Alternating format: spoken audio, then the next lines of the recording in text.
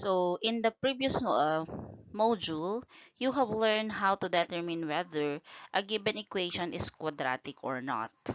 Even equation or every equation contains variables, the values of which need to be solved. A quadratic equation is a second degree equation that has at most two solutions. So in this part, you will learn how to solve quadratic equation by extracting square roots. So in a quadratic equation in the form of x squared is equal to k can be solved by using this method. So we have here the three possibilities. If k is equal or if k is greater than 0, then there are two distinct roots. So we have here x is equal to positive or negative the square root of that k value. Number two possibilities, if k is equal to 0, then there is one root, or that is x is equal to 0. Number three, if k is less than 0, then there is no real root. So we have here, let's take a look on the given example. Example number 1. Given 3x squared is equal to 18. So in this case, in order for us to find for the value of this given equation or the value of x of this given equation, we need to remove first the numerical coefficient of x square. So we need to divide both sides by 3. So therefore, 3 divided by 3, that is 1 x squared is equal to 6. 18 divided by 3, that is equal to 6. In order for us to remove the exponent of this given, we need to extract square root both sides. So extract square root both sides. Therefore, radical sign and the exponent that is cancel or that is equal to 1. X now is equal now to positive negative square root of 6. Why? Always remember, there is no possible factor of 6 that if you multiply itself, it will give you a product of 6. Okay? So, hindi po yan perfect square number. So, therefore, your solution sets are, or the roots of the given equation 3x squared is equal to 18 has two solutions, which are x now is equal to square root of 6 or x is equal to negative square root of 6. Let's proceed.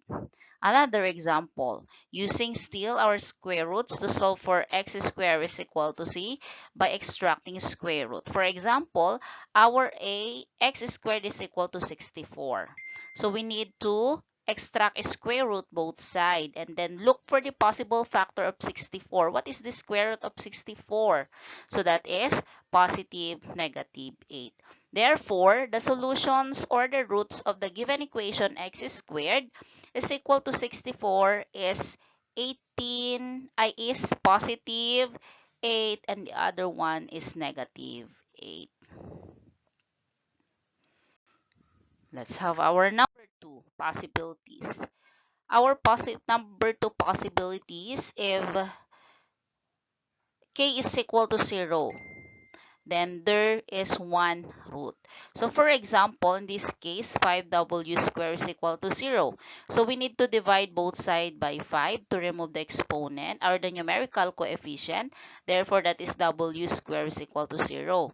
Then, square root of 0, that is equal to 0. So, the ibig sabihin, possibility number 2, there is one root, which is w is equal to 0. Another example is x squared plus 6 is equal to 0. So, we need to get the additive inverse of positive 6 to make this one, the other side is equal to x squared is equal now to 6 minus 6, that is equal to 0. Then we need to extract square root both sides. Take the square both sides, so x now is equal to 0. Then the solution is equal to 0. Next, another one for number 5, possibilities number 3, x squared, this one, is equal to negative 4. So as the possibilities number 3 says a while ago, k is less than 0, so ibig sabihin, no real roots or no real solution. If extract square root both sides, so x now is equal to positive negative is square root of negative 2. So there is no real root. Let's take a look on the other example. 9x squared plus 16 is equal to 0. So 9x squared plus 16, we need to get the additive inverse of 16 to make this one equal to 0. And then i-add din po natin sa kabila. So 9x squared is equal to negative 16. We need to divide both sides by 9 to remove the numerical coefficient of x squared. So x squared now is equal to negative 16 divided by 9. Then we need to take the square root both sides. So therefore, the answer will not be a real number. So x now is equal to positive negative square root of negative 16 over 9. There is no solution since the square root of a negative radicand is an imaginary number. Radicand ang tawag natin yung number na nasa loob ng radical sign. So we have here given x is equal to the square root of 4 means x is equal to positive 2.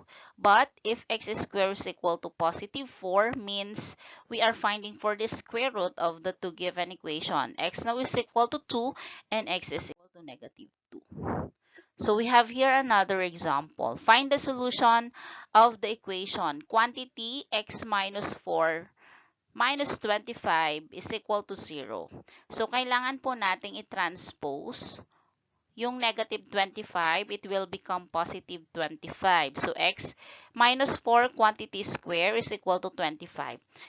Extract square root both sides to remove the exponent. Okay, so therefore x minus 4 is equal now to the square root of 25. What is that number that if you multiply itself, it will give you a product of 25. So that is 5 times 5.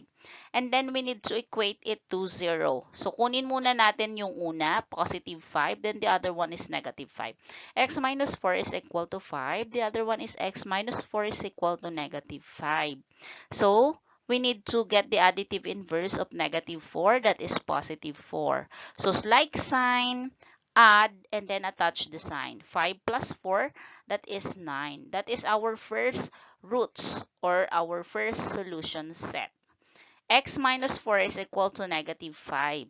X is equal to, pag ito, kinuha natin yung additive inverse, that will become positive 4. So, negative 5, ilipat yon magiging positive 4. Magkaiba ang sign, subtract, and then attach the sign of the largest number. So, x sub 2 is equal to negative 1. Therefore, roots or solution set of our equation quantity x minus 4 raised to the second power minus 25 is equal to 0 is 9 and negative 1. So we have here, or I have here, an activity for you to answer. For 1 to 5, this one is for assessment to check if you really understand our topic today. That is only 1 to 5. Just choose the best or just choose the correct answer and write it in a whole sheet of paper. Just write the correct answer only, letter only. And for next part, find the solutions of the following quadratic equation by matching column B with column A. Correct roots will also reveal the city's primary delicious fruits. For example, this one, Tagaytay. X squared minus 64 is equal to 0. Please try to compute or show your solution. And then, hanap po kayo. Matching type lang kung ito ay pineapple. Edi pineapple papunta dito sa ganto, kabila. Pwedeng ganto. Okay? So, I do hope you understand our topic today. Thank you so much.